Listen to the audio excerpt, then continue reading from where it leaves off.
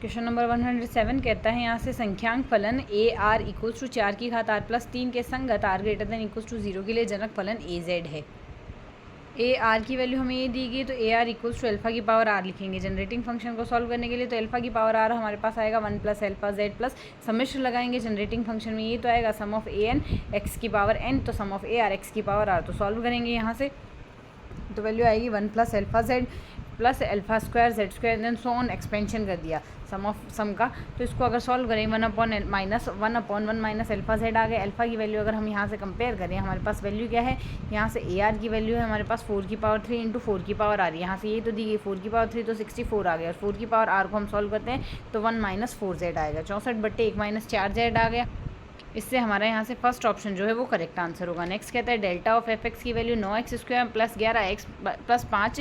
है, तो F x की वैल्यू डेल्टा की वैल्यू हमें यहाँ से दी गई है। अब डेल्टा ऑफ एफ एक्स की वैल्यू दी गई है 9, 11 और 5, तो यहाँ से हम पहले 1 लिख देंगे, ये जो 9 है ये एज इट इज़ हमने यहाँ लिख दिया, 1 को 9 से गुणा किया, 9 लगाएंगे यहाँ से हमने डिवाइड सॉल्व करने के लिए फॉर्मूला सिंथेटिक डिवीजन काम में लिया है और रेस्पेक्टिवली यहाँ से जोड़ेंगे 20 आ गए। इसी तरीके से नेक्स्ट आएगा 2 9 आएगा यहाँ से, तो हमारे पास सिंथेटिक डिवीजन से 9 20 और 5 आ रहा है, तो यहाँ से हमारे पास वैल्यू क्या आ गई 9x की घात 2, यहाँ से 2 ब्रैकेट में लिखा है 20 से x की घात 1 plus 5, delta of F x आएगा, यहाँ से इसका इंटीग्रेशन कर देते हैं। एफ एक्स निकालने के लिए एफ एक्स की वैल्यू आ गई हमारे पास, यहाँ से इसको सॉल्व करके हम ये लिख सकते हैं, तो हमारे पास कौन सा ऑप्शन करेक्ट होगा, ऑप्शन फर्स्ट हमारे पास यहाँ से इसके लिए करेक्ट आंसर होगा।